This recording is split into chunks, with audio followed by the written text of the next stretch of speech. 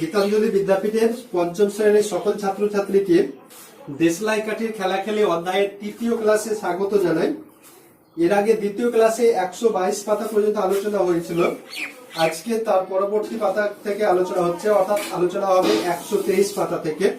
তো 123 পাতায় তোমরা দেখবে বিশেষ কিছু নাই, কতগুলো ছবি দেওয়া আছে এবং সেই ছবিতে কটা ঘর দখল করেছে সেটা তোমরা দেখলেই বুঝতে পারবে। তোমরা সেই পাতাটা নিজে নিজে দেখে নেবে। এবং 124 পাতায় আমরা আজকে প্রথমে যেটা শিখব সেটা হচ্ছে, অর্থাৎ আজকের যে আলোচনা সেটা হচ্ছে ক্ষেত্রফল বা কালি। এর আগের আলোচনাগুলোতে আমরা দেখেছি বর্গক্ষেত্র এবং আয়তক্ষেত্রের পরিসীমা সংক্রান্ত আলোচনা। আজকে যে আলোচনাটা আছে সেটা আছে কোনো একটা ক্ষেত্র যতটুকু জায়গা দখল করে থাকে তাকে কি বলে। তো কোনো একটা ক্ষেত্র যতটুকু জায়গা দখল করে থাকে তাকে ওই ক্ষেত্রের ক্ষেত্রফল বা কালি বলে। 124 পাতায় নিচের দিকে দেখবে লেখা আছে ক্ষেত্রফল বা কালি কাকে বলে, সেটা মুখস্থ করে নেবেন। যেমন একটা আয়তক্ষেত্র কিংবা একটা বর্গক্ষেত্রকে যদি কোনো একটি জায়গায় রাখা যায় তাহলে সেই আয়তক্ষেত্রটি বা বর্গক্ষেত্রটি যে পরিমাণ জায়গা দখল করবে সেই পরিমাণ জায়গাকে কি বলা হবে, ওই আয়তক্ষেত্র বা বর্গক্ষেত্রের ক্ষেত্রফল বলা হবে। এইখানে ক্ষেত্রফলের সংজ্ঞা দেওয়া আছে, কোনো একটি ক্ষেত্র যতটুকু জায়গা দখল করে থাকে তাকে ওই ক্ষেত্রের ক্ষেত্রফল বা কালি বলে। তো এখন আমাদের এই অধ্যায়ের আলোচনা হচ্ছে, যেটা পাবো সেটা হচ্ছে আয়তক্ষেত্রের ক্ষেত্রফল এবং বর্গক্ষেত্রের ক্ষেত্রফল সংক্রান্ত আলোচনা। তো প্রথমে জেনে নেব আয়তক্ষেত্রের ক্ষেত্রফল নির্ণয়ের কি কোনো সূত্র আছে। অবশ্যই আছে, সূত্রটি আমি লিখে দিচ্ছি। আয়তক্ষেত্রের ক্ষেত্রফল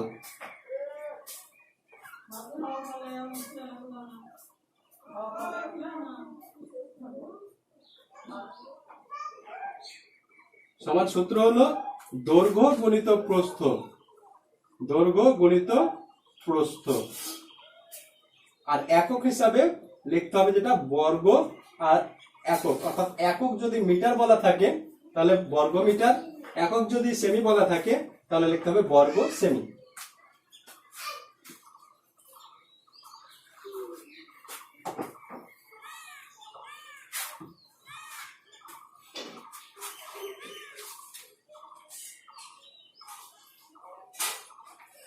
সূত্রতেই তোমরা দেখলেন আয়তক্ষেত্রের ক্ষেত্রফল নির্ণয়ের সূত্র দৈর্ঘ্য গুণিত প্রস্থ সমান হচ্ছে আয়তক্ষেত্রের ক্ষেত্রফল। অর্থাৎ যদি আয়তক্ষেত্রের ক্ষেত্রফল দেওয়া থাকে এবং দৈর্ঘ্য এবং প্রস্থের মধ্যে কোনো একটি দেওয়া থাকে তাহলে দৈর্ঘ্য অথবা প্রস্থ নির্ণয় করার সূত্রটি হচ্ছে, সূত্র দেখে নাও। আয়তক্ষেত্রের দৈর্ঘ্য যখন ক্ষেত্রফল দেওয়া থাকবে তখন সূত্র কি দেখে নাও, আয়তক্ষেত্রের দৈর্ঘ্য বার করার সূত্র। এই সূত্র কখন কাজে লাগবে, যখন আয়তক্ষেত্রের ক্ষেত্রফল দেওয়া থাকবে এবং প্রস্থ দেওয়া থাকবে। তো সেটা হচ্ছে আয়তক্ষেত্রের দৈর্ঘ্য বার করার সূত্র ক্ষেত্রফল বাই প্রস্থ। আর এখানে হবে একক, একক বলতে যদি একক মিটার বলা থাকে তাহলে মিটার লিখতে হবে এককের জায়গায়, আর যদি সেমি দেওয়া থাকে তাহলে সেমি লিখতে হবে। একই রকম আরেকটি সূত্র আছে আয়তক্ষেত্রের প্রস্থ বার করার সূত্র।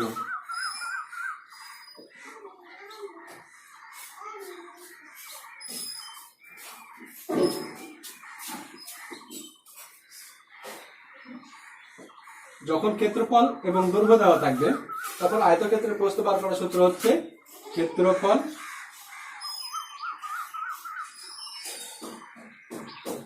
বাই দৈর্ঘ্য। আর এখানে লিখতে হবে একক, একক বলতে যদি একক মিটার থাকে তাহলে মিটার লিখতে হবে, সেন্টিমিটার থাকলে সেন্টিমিটার লিখতে হবে।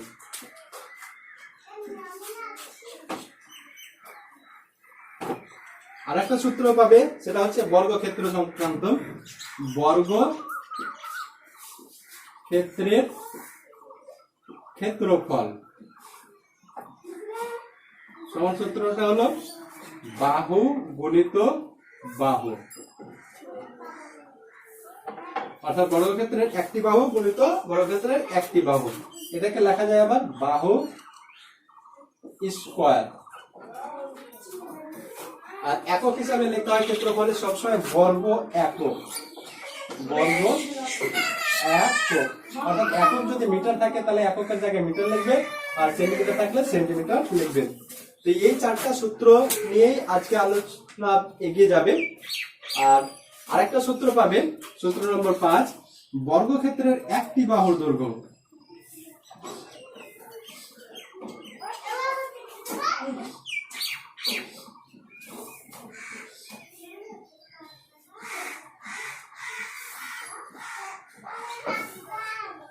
সমান রুট ওভার ক্ষেত্রফল, অর্থাৎ ক্ষেত্রফলের বর্গমূল। যখন বর্গক্ষেত্রের ক্ষেত্রফল দেওয়া থাকবে তখন বর্গক্ষেত্রের বাহুর দৈর্ঘ্য নির্ণয় করার সূত্র হচ্ছে রুট ওভার ক্ষেত্রফল, অর্থাৎ ক্ষেত্রফলের বর্গমূল বার করতে হবে। তাহলে এই 5টা সূত্র নিয়ে আজকের আলোচনা এগিয়ে যাবে। তাহলে চলো একটা পর এক করি।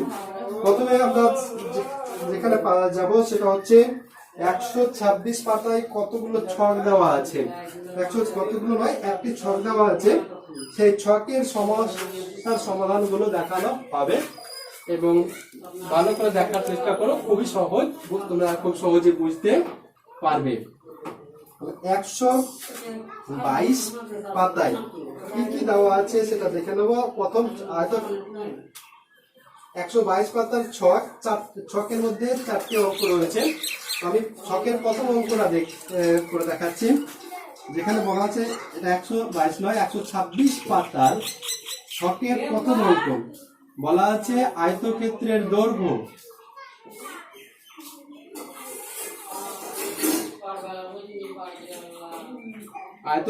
দৈর্ঘ্য সমান 50 মিটার, আয়তক্ষেত্রের প্রস্থ সমান 20 মিটার।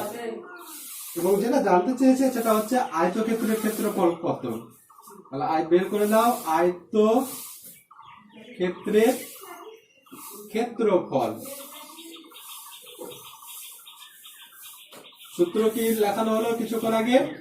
সূত্র হলো দৈর্ঘ্য গুণিত প্রস্থ। দৈর্ঘ্য হচ্ছে 50, প্রস্থ হলো 20। আর একক কি লিখতে হয় বললাম? বর্গ একক, বর্গ একক। একক কি বলা আছে এখানে? মিটার, তাহলে লিখতে হবে বর্গ মিটার। 5 2 10, আর একটা শূন্য, দুটো শূন্য বসে গেল। তাহলে বেরিয়ে এলো আয়তক্ষেত্রের ক্ষেত্রফল সমান 1000 বর্গ মিটার। একই রকম ভাবে ছকের তৃতীয় অঙ্কের সমাধান, 126 পাতায় যে ছক দেওয়া আছে সেই ছকের তৃতীয় অঙ্কের সমাধান দেখানো হচ্ছে, দেখে নাও। যেখানে বলা আছে আয়তক্ষেত্রের দৈর্ঘ্য 40 মিটার এবং আয়তক্ষেত্রের প্রস্থ 25 মিটার। বার করতে হবে আয়তক্ষেত্রের ক্ষেত্রফল কত। আয়তক্ষেত্রের ক্ষেত্রফল সূত্র হলো দৈর্ঘ্য গুণিত প্রস্থ। এক্ষেত্রে দৈর্ঘ্য দেওয়া আছে 40, প্রস্থ কত দেওয়া আছে? 25। 4 25 কত? 100, আর 40 শূন্য বসে গেল। তাহলে এক্ষেত্রেও বেরিয়ে এলো আয়তক্ষেত্রের ক্ষেত্রফল সমান 1000 বর্গ মিটার। এটা হচ্ছে 126 পাতার ছকের 3 নম্বর প্রশ্নের সমাধান। এবার ছকের দ্বিতীয় এবং চতুর্থ প্রশ্নের সমাধান কিভাবে করবে দেখে নাও।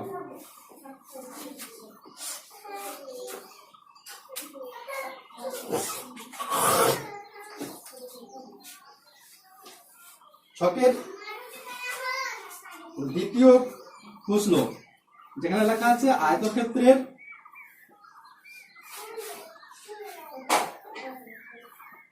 ক্ষেত্রফল সমান 1200 বর্গ সেমি, 1200 বর্গ সেমি। এবং দেওয়া আছে আয়তক্ষেত্রের প্রস্থ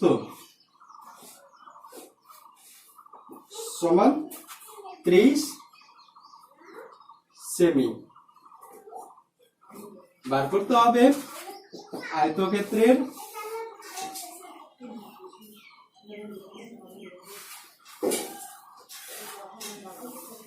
ক্ষেত্রফল সমান কত? আয়তক্ষেত্রের দৈর্ঘ্য সমান কত?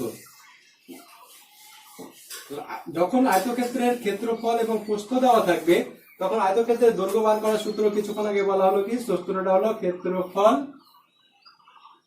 বাই প্রস্থ। এক্ষেত্রে মানগুলো বসিয়ে নাও। ক্ষেত্রফল কত? 1200 আর প্রস্থ হলো 30। দৈর্ঘ্যের একক সবসময় এক্ষেত্রে সেন্টিমিটার বলা আছে তাই সেমি হবে, বর্গ হবে না। তাহলে এবার কাটাকাটি করো, অর্থাৎ ভাগ করো। 0 0 কেটে দিলাম, 3 4 কত হয়? 12, আর এই শূন্যটা বসে গেল, তাহলে হয়ে যাচ্ছে 40 সেমি। তাহলে বেরিয়ে এলো আয়তক্ষেত্রের দৈর্ঘ্য সমান 40 সেমি। ছকের দ্বিতীয় প্রশ্নের সমাধান এটা। এবার শিখব ছকের চতুর্থ প্রশ্নের সমাধান। ছকের চতুর্থ প্রশ্নের সমাধান একই রকম অঙ্ক, খুব সহজ। দ্বিতীয় এবং চতুর্থ একই রকম, প্রথম আর তৃতীয় একই রকম এক্ষেত্রে দেওয়া আছে। তাহলে ছকের 4 নম্বর অর্থাৎ শেষ নম্বর অঙ্ক, 126 পাতার যে ছক আছে সেই ছকের শেষ নম্বর অঙ্কর সমাধানটা দেখবো। 126 পাতার, যেখানে বলা হচ্ছে আয়তক্ষেত্রের ক্ষেত্রফল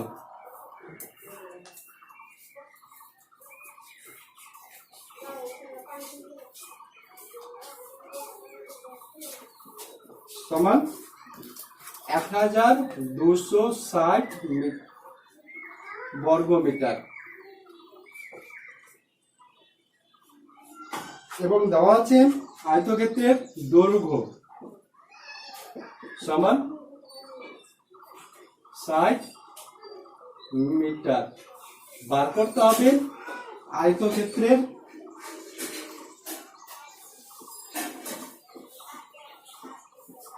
প্রস্থ সমান কত? আয়তক্ষেত্রের ক্ষেত্রফল এবং দৈর্ঘ্য দেওয়া থাকলে প্রস্থ বার করার সূত্র হচ্ছে ক্ষেত্রফল বাই দৈর্ঘ্য। তাহলে ক্ষেত্রফল আছে 1260, আর দৈর্ঘ্য দেওয়া আছে 60। ভাগ করতে হবে, একক এখানে হবে মিটার। তাহলে 0 আর 0 কেটে গেল, 6 দিয়ে 6 2 এ 12, 6 1 কে 6, তাহলে বেরিয়ে এলো 21 মিটার। এটা উত্তর। 126 পাতার ছকের সমস্যার সমাধানগুলো দেখানো হলো। এরপরে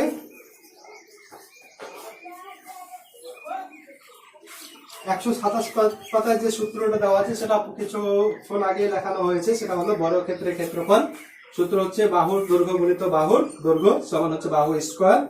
তো সেই সূত্র সংক্রান্ত কিছু অঙ্ক এবং ছক আমরা দেখতে পাচ্ছি 128 পেজে আছে।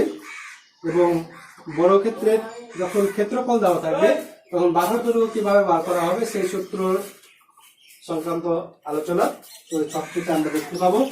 তো এবার দেখে নাও 128 পাতায় যে ছক দেওয়া আছে সেই ছকের সমস্যাগুলির সমাধান। পেজ 128,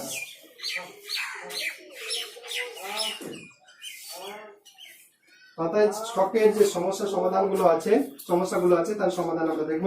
128 পাতার ছকের প্রথম অঙ্ক, যেখানে বলা হচ্ছে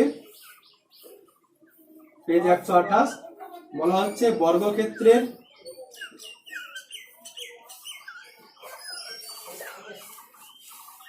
একটি বাহুর দৈর্ঘ্য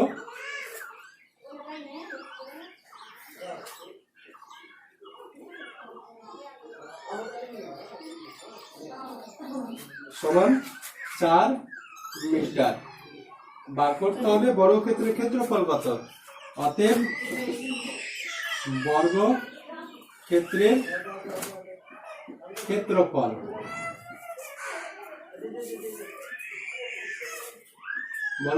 ক্ষেত্রফল সমান, সূত্র হলো বাহুর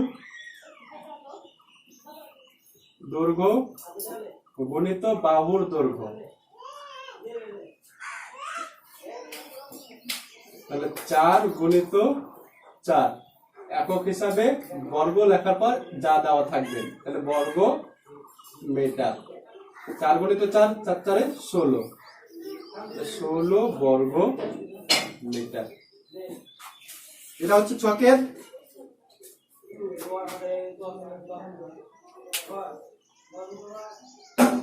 1 নম্বর প্রশ্নের সমাধান। এবার ছকের 3 নম্বর প্রশ্নের সমাধানটা দেখো। 1 এবং 3 একই অঙ্ক রয়েছে, শুধু সংখ্যা চেঞ্জ। তাই আমি সংখ্যাগুলো মিটিয়ে দিচ্ছি, বাকি লেখাগুলো মেটাচ্ছি না। দেখে নাও কি কি দেওয়া আছে না। তাহলে 128 পাতায় যে ছক দেওয়া আছে, সেই 128 পাতার ছকের তৃতীয় অঙ্কের সমাধান। তো দেখে নাও, 128 পাতার ছকের তৃতীয় অঙ্কতে বলা হচ্ছে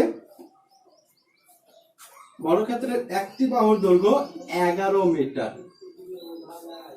বার করতে হবে বর্গক্ষেত্রের ক্ষেত্রফল কত। তো বর্গক্ষেত্রের ক্ষেত্রফল সূত্র বাহুর দৈর্ঘ্য গুণিত বাহুর দৈর্ঘ্য। তাহলে 11 গুণিত 11 বর্গ মিটার।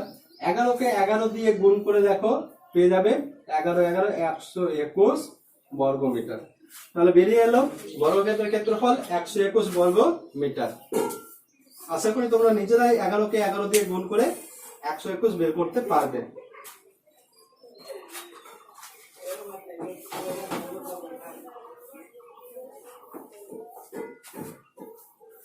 এবার ছকের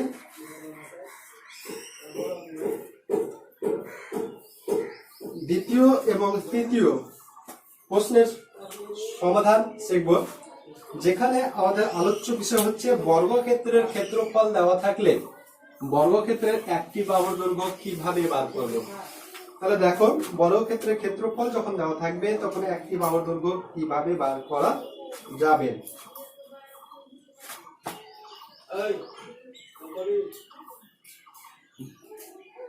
126 পাতা ছকের 2 নম্বর অঙ্ক, বর্গক্ষেত্রের ক্ষেত্রফল সমান বলা আছে 81 বর্গ সেমি।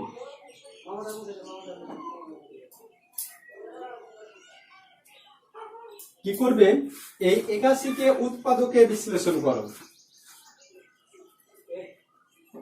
81 বিজোড় সংখ্যা, তাই 2 দিয়ে যাবে না, 3 দিয়ে যাবে। দেখো 3 2 6, 2 নম্বরে 21 হবে, 3 7 21। আবার সরি, এভাবে নয়, 81 কে উৎপাদকে বিশ্লেষণ করো। 3 27 কত, 81, 3 দিয়ে আবার 3 9 27, 3 দিয়ে 3 3 কে 9। অর্থাৎ 81 কে এভাবে ভেঙে লিখতে পারি আমরা 3 গুণিত 3 গুণিত 3 গুণিত 3 বর্গ সেমি। তাহলে এভাবেও যখন ক্ষেত্রফলকে উৎপাদকে বিশ্লেষণ করে নেবেন, সেখান থেকে বর্গক্ষেত্রের একটি বাহুর দৈর্ঘ্য বার করার সহজ উপায়টা দেখো। তাহলে বর্গক্ষেত্রের একটি বাহুর দৈর্ঘ্য, দেখো কত সহজ উপায় বার করতে পারবে। এখানে কটা 3 রয়েছে, দেখো 1 2 3 4, চারটা। দুটো থাকলে একটা নিতে পাবে, তাই 4টা আছে, তাহলে কটা নিতে পাবো, দুটো নিতে পাবো। তাই লিখতে পাবে 3 গুণিত 3। আর দৈর্ঘ্যের একক এক্ষেত্রে শুধু সেমি হবে, কারণ দৈর্ঘ্য হতে বর্গ কথা হয় না। তাহলে 3 গুণিত 3 সমান কত, 9 সেমি। এভাবেই পারবে। সেক্ষেত্রে কিছুক্ষণ আগে যে সূত্রটা দেওয়া আছে, যদি এভাবে করো তাহলে সূত্র লেখার কোনো দরকারই নাই, এভাবেই করবে।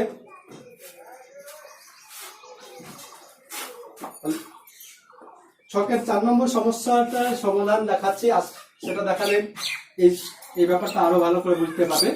তো দেখে নাও, যখন বর্গক্ষেত্রের ক্ষেত্রফল দেওয়া থাকবে তখন বর্গক্ষেত্রের একটি বাহুর দৈর্ঘ্য কিভাবে বার করতে পারবো, এটা হচ্ছে আলোচ্য বিষয়, যেটা ছকের 2 নম্বর অঙ্কতে দেখানো হলো। এবার সেইটাই দেখানো হবে ছকের 4 নম্বর অঙ্কতে। যখন বর্গক্ষেত্রের ক্ষেত্রফল দেওয়া থাকবে তখন বর্গক্ষেত্রের একটি বাহুর দৈর্ঘ্য কিভাবে বার করব। তাহলে এবার বলা আছে বর্গক্ষেত্রের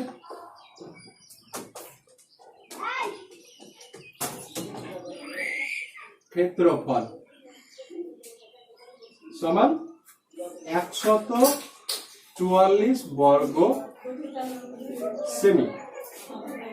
কি করবে, এই 144 কে উৎপাদকে বিশ্লেষণ করবে। তাহলে 144 কে উৎপাদকে ভাঙো, 2 দিয়ে কাটবে, 7 2 14, 2 দিয়ে 4, আবার 2 দিয়ে 3 2 6, 1 নেমে 12 হবে, 6 2 12, আবার 2 দিয়ে কাটবে, 2 18 36, আবার 2 দিয়ে 2 9 36, আবার 3 3 9।